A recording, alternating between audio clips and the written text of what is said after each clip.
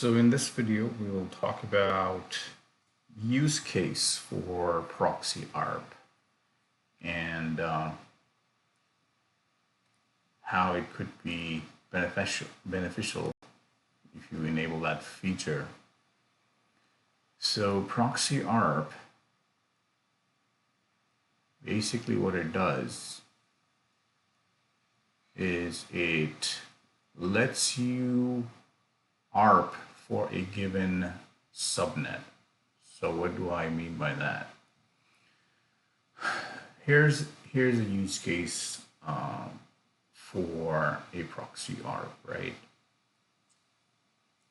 Imagine you have a service provider and they have given you a public subnet to connect to the internet, right? So that's your internet. Now, initially, you connected to your ISP because you were a small organization or a company directly into your firewall.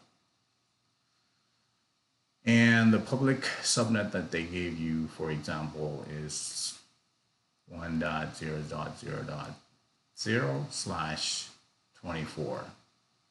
That's the public subnet, and they pretend that they gave you the entire /24.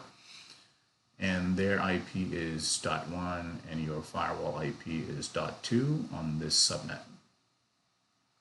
Now, when they have given you the entire subnet for this use, /24, typically it would be a /29 or /30. But let's just, for argument's sake, say that they've given you a /24, therefore you've got all the IPs in this range from 1.0.0.3, right? No two top colons here. 0.3, because we have used up 1 and 2 for the point-to-point connection. So we got everything available from 3 all the way to 254. So what you can do with this range is you use this range on your firewall as a virtual IP and then do DNATs, destination NATs. So what does that mean? That if somebody from the internet comes in trying to hit this address 1003, you've got a DNAT VIP IP that's going to translate this address to your private network inside your company. Let's just say it maps up to a server 1, whose address is 10.1.1.1/24. So 10.1003 would do your firewall is going to do a DNAT on a VIP virtual IP, which is really saying if anybody comes in at this address, translate this to 10.1.1.1, and then so on and so forth. 1004 would come to another server 2, and then you can map that to a 10.2.2.2 or whatever, right? And so on and so forth.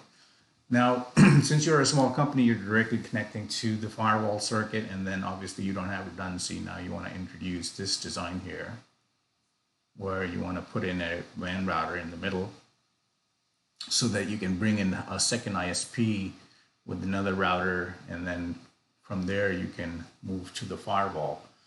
Now, how do you move from this guy to this guy? Because your ISP is the same and you don't want to go in the, and buy another block of IPs. So you want to use the same block. So you right now have 1.0.0.0/24. Your ISP is still 1. You're still 2. Now you're just moving your firewall behind your WAN router. So instead of the firewall having a .2, now your WAN router is going to have a .2, and then you can move this guy to a subnet which is private to you, and you can say, okay, this is going to be my .2 and this is going to be my .3 on this subnet. And therefore, your VIPs or your servers that are mapped on these public IPs is going to have to move here. So now you've got your VIPs here on the firewall, but now you need to see what's going to happen is you're moving this subnet. You're moving this subnet over here on VIP, but it's a /24. It can only exist here on this guy between these two routers, these two L3 devices. You're basically moving this L3 subnet on beyond this point-to-point connection. So what Proxy Arp lets you do is when you enable Proxy Arp here on this WAN router interface, anything coming for an IP address or an ARP from this ISP, this WAN router would respond for that address, and you can move those /32 addresses now. So you can say all the /32 host addresses, like let's say 3, 4, what have you. You can configure the VIPs here for those addresses. So your VIP here is going to be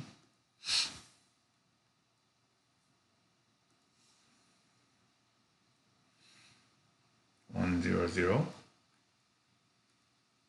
3/24 32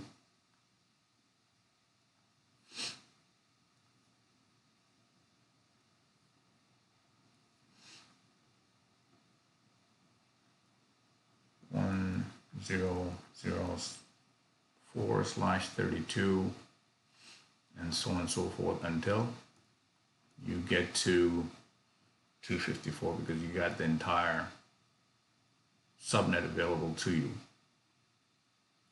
You're just moving that subnet. You want this WAN router to respond for these. So the way you're going to do this is you're going to enable Proxy Arp on this interface. You're going to create /32 routes on this WAN router to put it here. And that's all you got to do to move or respond to this public IP subnet that exists between you and your ISP to a firewall beyond your WAN router. So let's take a look at that. I've configured this guy. I'm bringing up 3 routers. What I'm going to do is first, this is a VOS1, this is a VOS2, this is a VOS3. I'm going to bring up this subnet and then put up a loop back here and configure that one with the 100.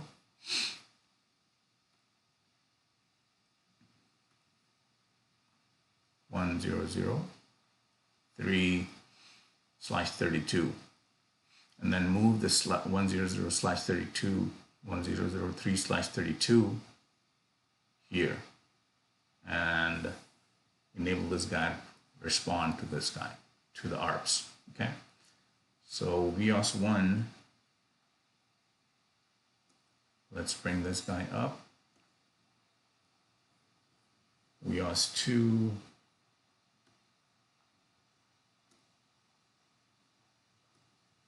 that's right here, and VOS3. They just came up, nothing configured, except for the fact that you have your VirtualBox network configured. So let's go configure VOS1.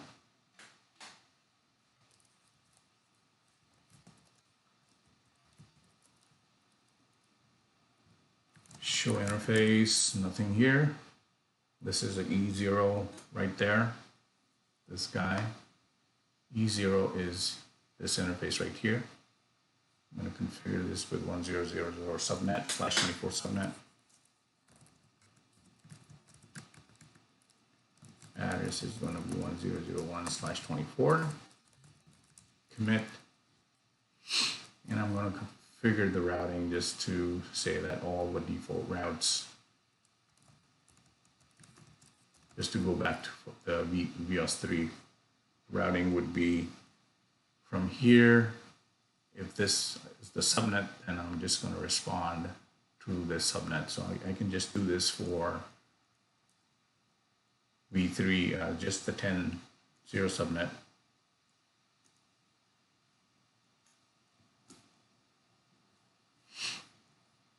One click and everything goes back. I have to be careful with the clicks. Okay. Configure the routing on this guy. Set protocol static route. If anything comes from 10.0.0/24, next hop is going to be 10.1.0.0.2. This guy right here. 2 of the subnet, right? So I think we're done with this guy. Let's go and configure him. The second one, he's giving us trouble coming up. Why is that? Check. Set the router, it's coming up again. So it came back up after the reset, something wrong with this. Let's log in. Show interface. E0, E1 or V2 configure. Set interface E0. Address 10.0.2/24. Let's test that we can reach RVOS1. And we can. Set interface 1 address 10.0.0.2/24. Commit. Let's make sure that we can reach him.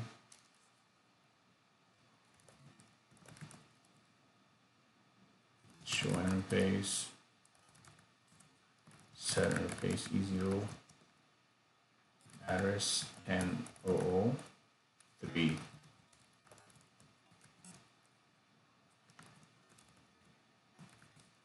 Run ping 10.0.0.2. Okay, so we're up. So now let's do this. We got the connectivity from the ISP to the WAN router. We'll configure 10.0.0.3. Run show IP route. Now there is no route for this subnet. Anything on this subnet doesn't need a route, right? So if I configure set interface loopback address 0.1.0.0.3/32,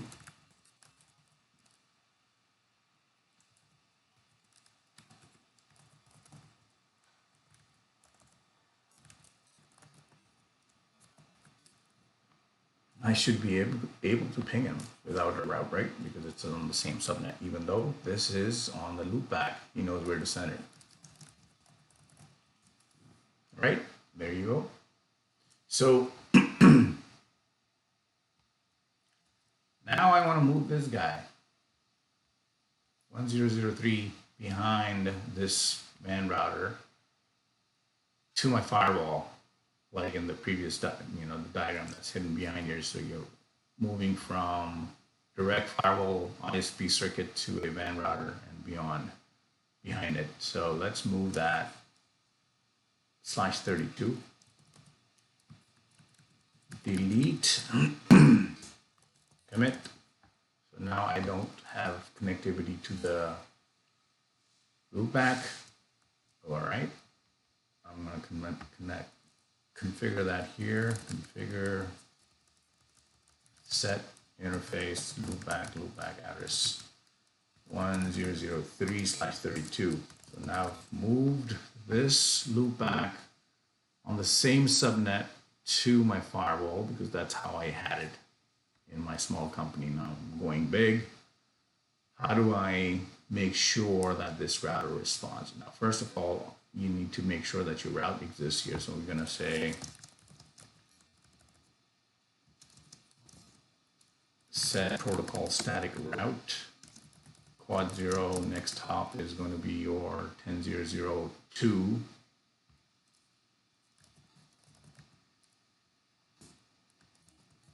that's throwing all the quad 0 traffic to the WAN router. And he's got a route for 10.1, 10.0. You gotta have a 10 run show IP route.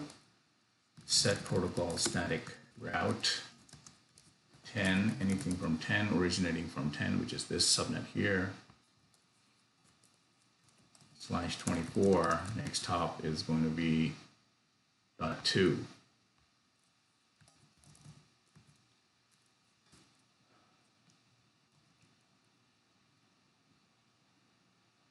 Already exist.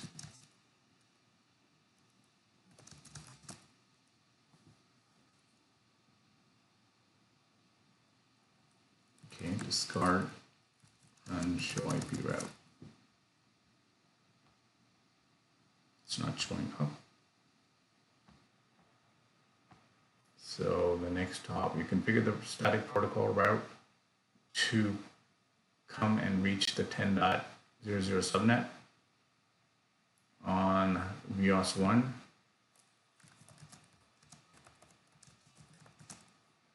You got a static route here for the 10, and you got a default route here on the firewall, or V3, okay? So now let's start pinging our loopback, which was here, and we moved it here, right here, /3, 32. Run ping. Obviously, it's the same subnet, and we moved it back, and we want WAN router to respond to it because it's got a route. Make sure we have a route. Run show IP route.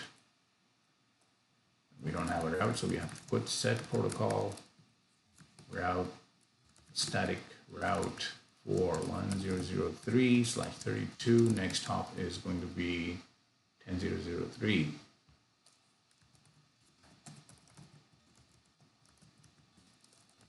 Commit. All right. Now he's coming to him for 10.0.10.03, but he's obviously not, he's got a route and he's sending it, but he's not responding for the proxy because it's on the same network subnet. So let's enable set, and let's see how this guy starts responding. Set interface E0. This is the E0 interface. Let's double check. Run show interface E0. Yep. Set interface E0 IP Proxy Arp. Enable Proxy Arp. There you go. See what happened? As soon as we enable Proxy Arp on this interface, by moving this same subnet behind the WAN router to the firewall, the WAN router is now responding for the ARP because it's on the same subnet. So ARP is always subnet specific, point to point, or VLAN specific.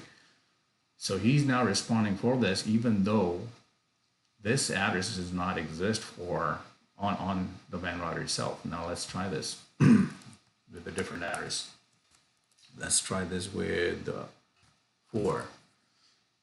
Proxy ARP exists, and he's routing, but there is no route for 004 on the WAN router. So run show IP route. Static route only exists for 1003. So let's put that route and it'll start working.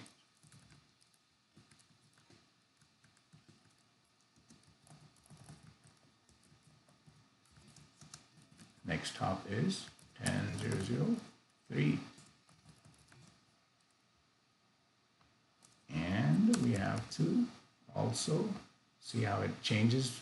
It's saying that roast next hop this redirected, but we need to create a /32 on this guy /interface, set interface loopback address 0 address 1004/32. There you go.